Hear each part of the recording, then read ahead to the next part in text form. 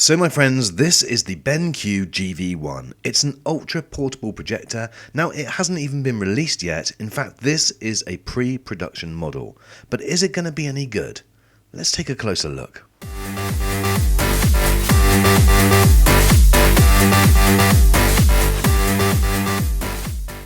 Okay, and here is the star of the show, the BenQ GV1. Now, as you would expect with any BenQ product, the packaging is absolutely superb.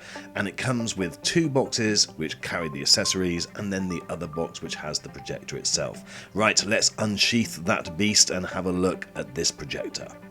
So I'll run through all of the tech specs in just 1 second, but the first thing that you'll notice when you take this out is the first impression that you get, and that is brilliant. It really does feel like a premium product. It's got a nice weight to it too, and with BenQ they have really been upping the quality of their production, and this is evident in this projector. All of the plastic feels really premium, and it feels like a top quality product.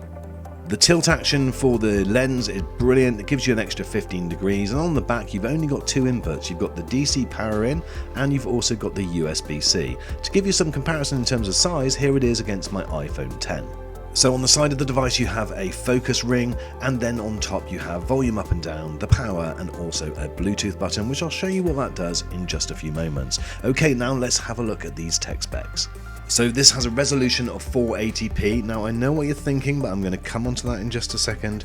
It has a 200 ANSI lumens, 100,000 to 1 contrast ratio, 16:9 aspect ratio, and it has a lamp life which will run between 20,000 hours and 30,000 hours, depending on whether you're in normal or eco. So a really good feature is auto keystone correction, which really helps with the setup and makes it very easy to operate. It has a 5-watt speaker, 708 grams is the weight, and it does feel that it holds itself well on any surface, feels very sturdy.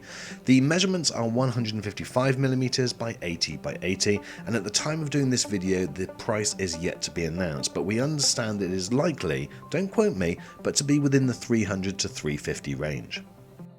So that's the projector, but what else do you get in the box? Well, let's have a little look. So in one box you get a quick start guide, which is very self-explanatory, and you don't actually even need that.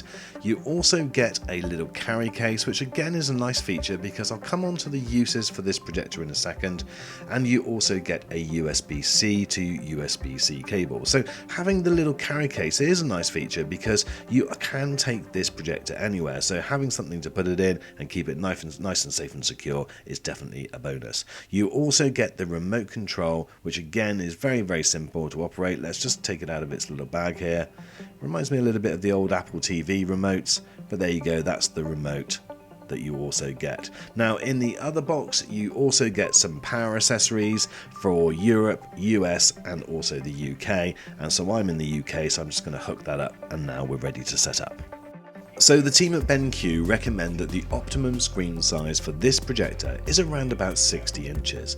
Now I've got it here on my 100-inch screen, and I don't think it does a bad job. Yes, when you do go a little bit smaller and go to 60 inches, it definitely refines it and makes it look a bit better, but for illustration purposes in this video I wanted to show you what it's capable of. And you know, at 100 inches this is a portable projector and it's not doing a bad job at all.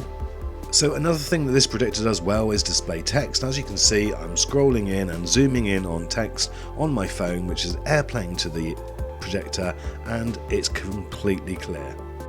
Now I mainly use Apple products, and so therefore having the Airplay function is brilliant, and you can just hook up your laptop and send that image directly to the screen. But this works also with any Android device. You can cast it to it and it works just as well and is very quick indeed. And I was surprised at exactly how quick this actually displayed. Certainly in terms of giving presentations it would work brilliantly, and I'll show you in a second when the room is lighter it still doesn't do a bad job. But web page displaying and things like YouTube videos are also really great.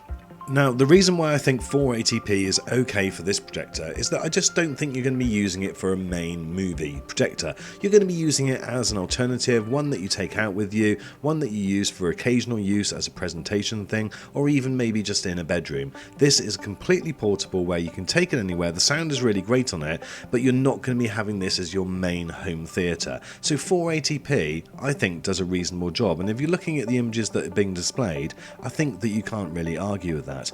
The flickering that you're seeing on the actual projector, that's down to the camera, that's not down to the actual image itself. Now, as you can see, I've just turned the lights on, and again, it's not blown out at all. It's a reasonable quality image. So again, if you're doing a presentation in a lighter room, this projector would work fine, and it's absolutely brilliant because you can take it absolutely anywhere you want. So I'm just going to turn the lamp off to the left of the projector, and that will give a slightly better, more rounded image. And as you can see, it's not bad at all. Now, I think that that's down to the fact that this has got a contrast ratio of 100,000 to 1. So yes, it is only 200 ANSI lumens, and it is only 480p, but with that contrast ratio, it does help to produce a better image.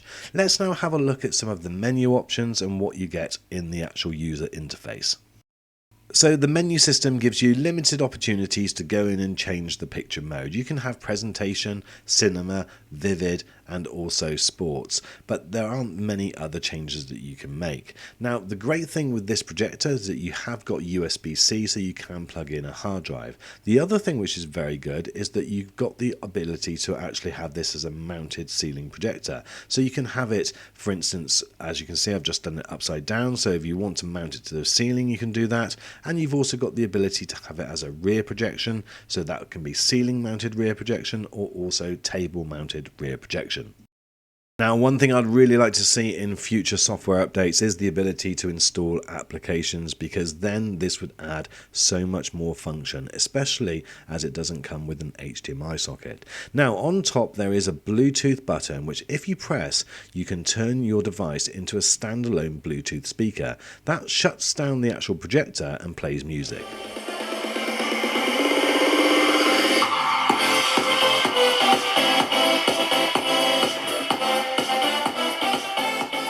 So my friends, overall, I'm really impressed with this little device. I think it looks absolutely fantastic. It's got a really good build quality to it. Now, there are changes which I would like to see in either future software updates or future models. I would love to see the ability to be able to install applications on here, and I would love to see the addition of an HDMI socket. But guys, if nothing else, you can just entertain your dog with it.